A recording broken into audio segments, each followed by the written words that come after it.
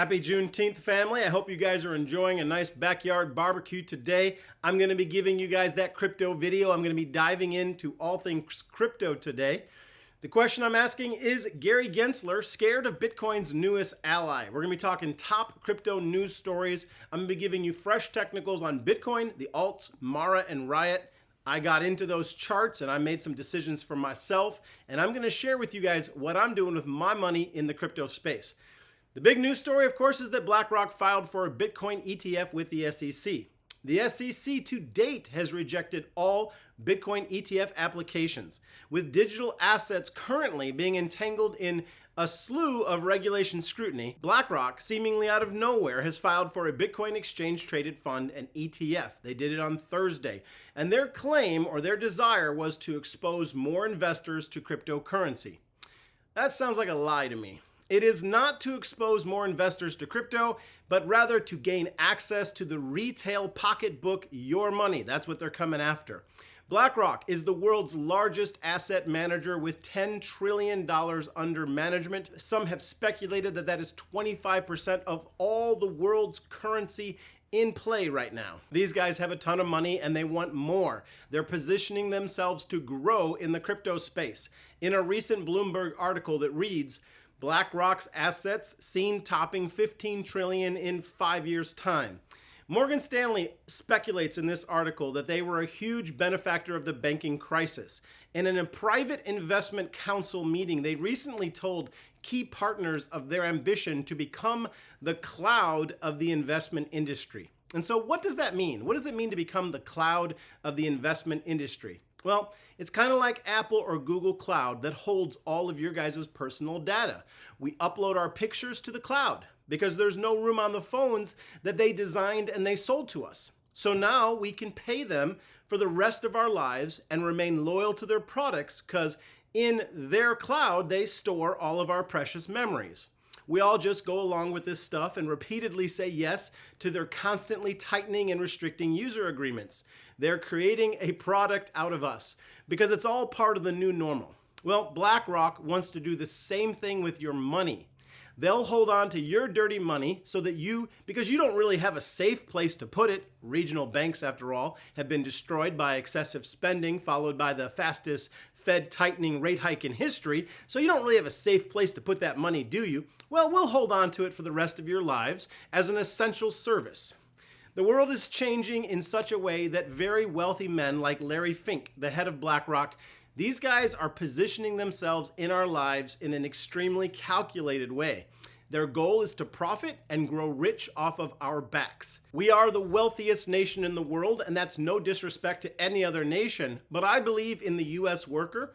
America continues to be the birthplace of the world's greatest innovations. Yet again, AI came from the bosom of Lady Liberty. And that's because we're not in an authoritarian top-down society. Innovation comes from free people pursuing their liberty and their well-being, unfringed by bureaucracy. Now, I want to make an important point to you guys. Gary Gensler is the head of the SEC, which is a federal institution whose purpose is to protect the American people, which I think is a noble and an important task. Is he up for the job? Well, that's a good question. Not according to CZ of Binance, who passed on working with Gary back in 2018. When he was out shuffling around looking for employment, Gary offered to serve as the exchange advisor, and CZ, a successful international billionaire, said, no thanks. No room at the startup trying to change the world with digital currency and blockchain, where people have to carry their own weight.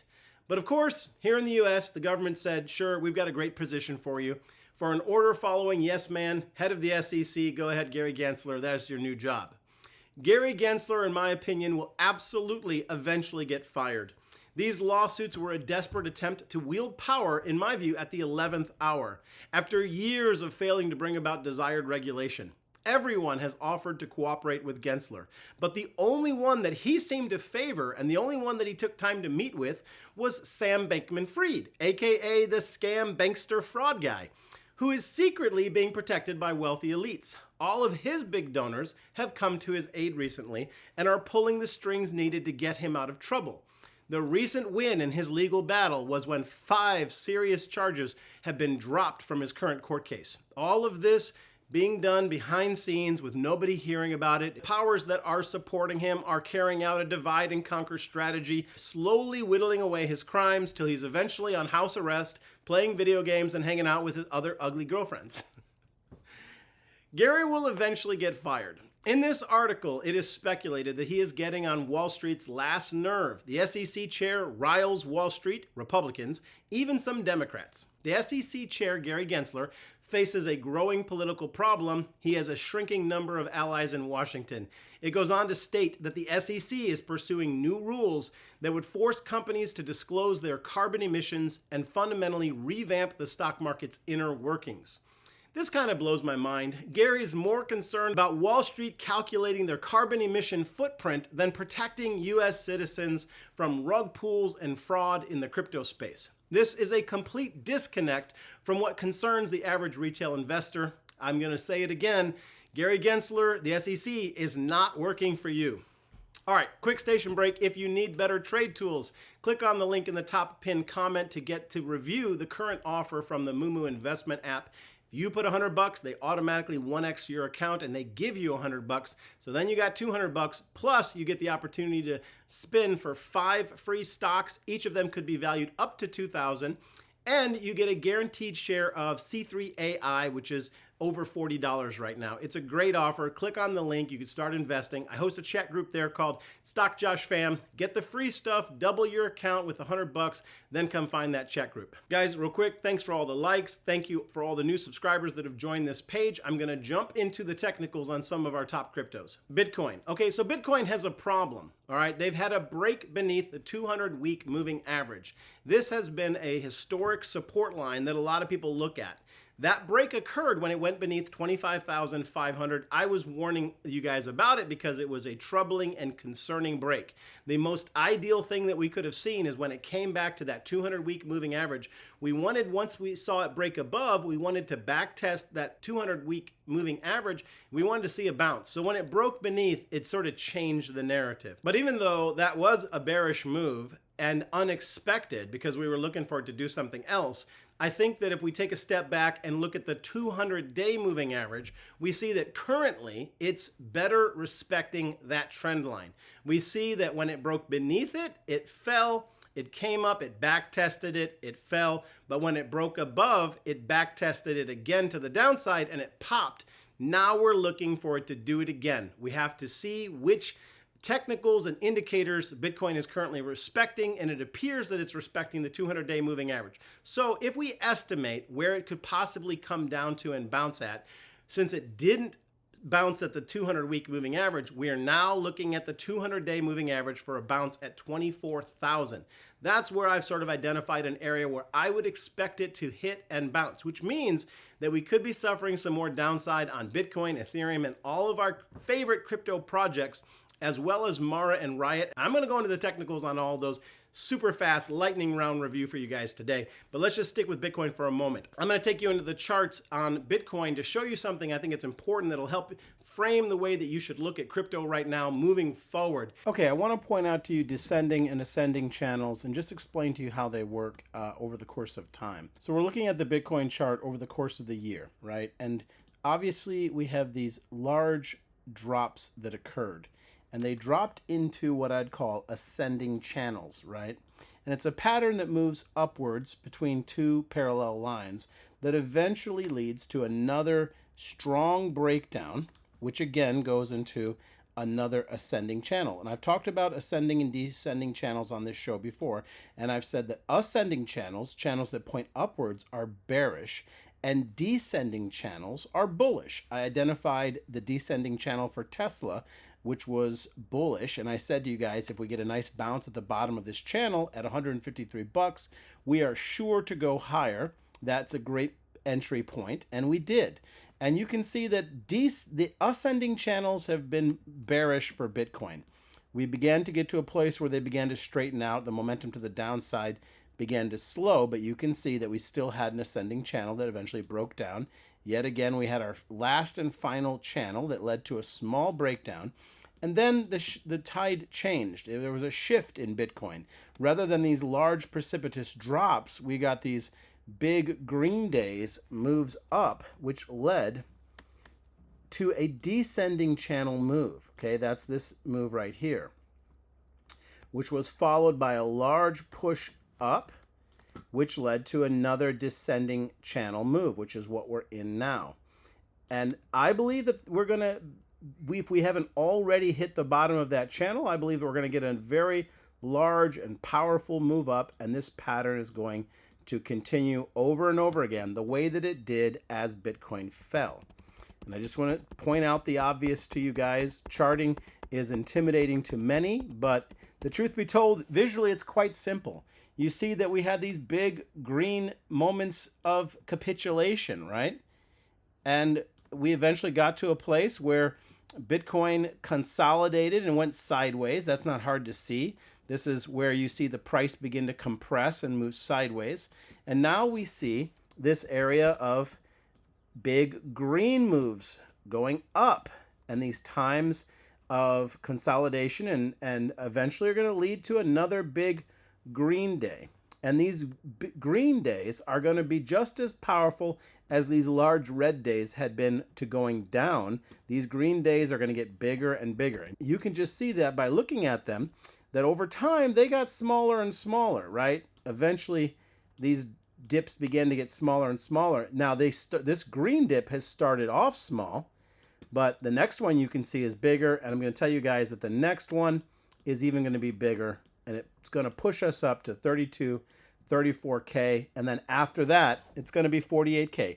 And I just really wanted you to get a good visual of ascending and descending channels and what they look like in a chart. I want to talk about this descending channel. If we get a break above it, which would be above 27,000, then that would be super bullish. So the range that I'm looking at after I've had some time to really study the charts closer is really 27,000 above is a breakout, 24,000 and below would be a further breakdown, and we'd have to figure out which technical it might respect next. I think we'll get a bounce off the 200-day moving average. That's what I'm expecting, and that's what I'm going to play in particular. All right, let's look at ETH. I'm going to keep this very, very simple. I think that the previous resistance that we had been under for many, many months was around 1,600. That's the area that ETH continually moved up against and failed. But in recent days, it drove above it, which now means that 1,600 range is going to become defined support. And we already saw that. After the sell-off, it came down, it hit 1,600 and it bounced. I think that's going to continue to be the case. And so I'm seeing that ETH is largely going to play out in the coming weeks between 1,600 and 2,000. I think it's in that buy zone.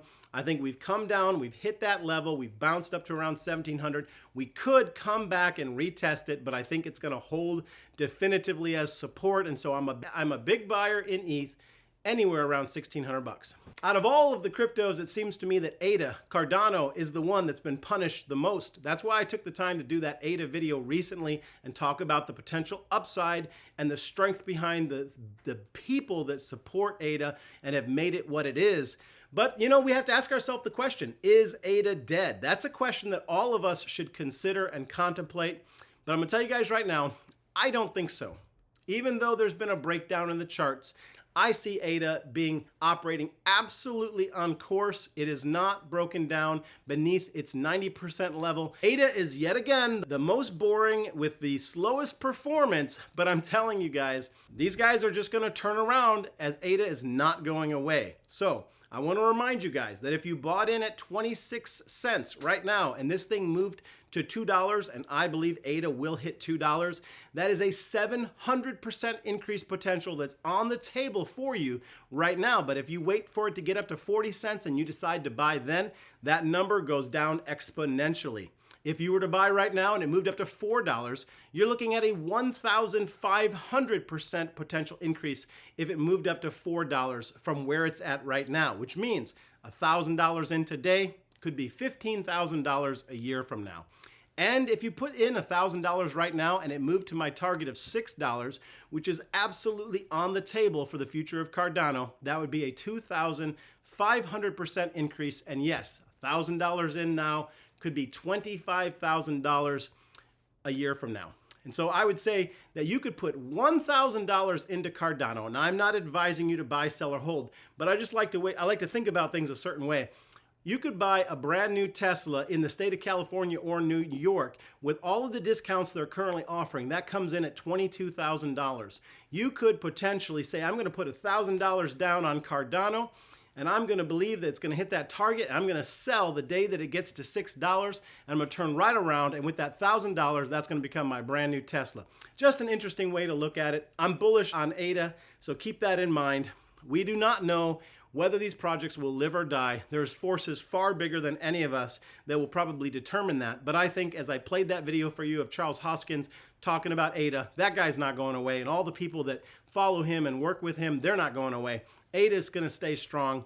It's a slow mover now, but that brings to us potentially even a better opportunity of something that we can buy at 25 cents that may run up to $6. To me, that's an incredible opportunity. I will give you this quick technical. While it's below 30 cents, it's in a bearish zone. When it gets back above 30 cents, it recaptures a bullish zone. All right, let's cover Solana. I'm actually sort of impressed with Solana right now. It's actually holding up technically better than ADA.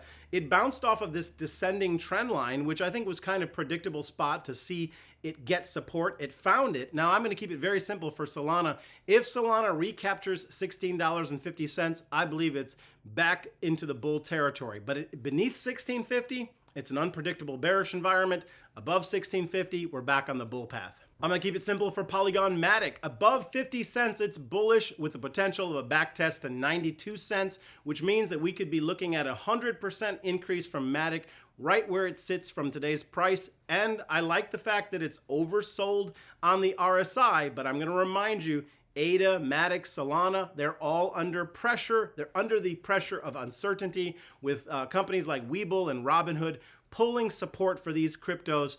I think that will get resolved, but we have to expect that they're going to be under pressure. Because it's under pressure, I see the potential of it hitting 40 cents. That would be the next zone that I will buy some more. I told you guys in the past that I had begun to buy other cryptos. Because it's on sale, I'm back to buying Matic, and I will buy more at 40 cents if it falls there. All right, let's get into the miners, Mara and Riot. Guys, I'm going to keep it super simple. I'm bullish for Mara. That's on its support at $8.50. That's been a fabulous buy zone. I gave it to you guys a long time ago. I said when it peaked the last time that we would find support at $8.50, and that has proved to be correct. But because I believe that Bitcoin could flash down to 24K, I think there's the possibility that Mara could flash down to $8, and I think it would be an excellent buy zone. All the rest of the technicals are looking bullish. We're above the 50% mark on the RSI. I think that support at $8 is going to be where the buyers swoop in, and I think it's going to be driven up above from there. I'm bullish on Mara right now, but I do see it coming back to at least $8. Now, Riot is an interesting story because I did that video that said I was wrong, and I specifically talked about Riot, the fact that it didn't break beneath $10.50 and that it held up. And I told you guys that I saw support at $9.68. Well, we look at the chart, we see quite plainly that I wasn't wrong. $9.68 was the final support that Riot was going to come back and touch. And as you guys can see, it did touch it. And so that was a very, very good call yet again. So we just needed more patience with Riot because it was going to come back to that stronger level of support. But right now, because I see Bitcoin being under pressure and having a strong potential to pull back to 24K, I think that Riot's going to pull back some more. And so I've identified that the ideal buy zone for Riot right now could be a flash drop down beneath $8.50. But it would not be terribly unrealistic to buy from where it's at to any degree down at this point because I'm bullish on both Mara and Riot. There was a time when I had identified many, many months ago that these, because Bitcoin had not bottomed at that time, I told you that these had not bottomed. I identified that back when they were between $11 and $20, both of them. I said, these have got a lot further to go. I've definitely changed my view since I believe that Bitcoin has now fully hit its bottom. I believe that it's going to be a continued move up for Mara and Riot. And I think that every time it dips and is under selling pressure like it is now, it's setting up for a great opportunity because if we get that Bitcoin to pull back to 24K and we see Mara hit 8 and we see Riot hit maybe 850, 860, not exactly sure what the final number will be, both of these if we got a move of Bitcoin up to 34K, which I think will eventually happen, both of these will be above $15 or higher. Keep my final thoughts very, very simple. I think that BlackRock's move to get this ETF is absolutely an incredible sign that the most rich and powerful people in the world see Bitcoin as a vehicle that they can use to make a ton of money. They're not getting on board a sinking ship. They're getting on board a rocket ship that is absolutely going to move higher. And I think that even if we drop from 25 to 24K on Bitcoin, it's $1,000. When Bitcoin has the potential to go up to at least $80,000, don't miss out on this moment, guys. I don't want to be a perma bull on crypto and blockchain, but I really feel that the lows have been booked. All of this FUD and the fear of the SEC is going to turn quickly. Gary Gensler is likely going to be let go. I do not see him being the guy that takes crypto forward. I think he's going to come under pressure of Washington and Wall Street have turned against him, and all it's going to take is for him to be let go, and the new guy that comes in is going to be waving the flag of peace. He's going to be extending the olive branch to these crypto blockchain companies that BlackRock and the rest of us are trying to make money on, and we're going to see things blast off from there. It's absolutely a buying opportunity, and I hope you guys don't miss out on it. I'm buying this dip, and I've literally begun to look at some liquid assets that I have and considered how much money could I put in right now. I'm making very big moves because I think this is, we could fluctuate a little bit further down. I'm not saying that we can't fluctuate a little bit further down, but I think that there's way more opportunity to the upside. That's what I'm looking to capture. I hope this was helpful to you guys. Say hi in the comments. Thank you for the likes. Thank you for joining the family by hitting that subscribe button. Hope you guys all have a great day. Peace and blessings, my friends. We'll talk to you soon.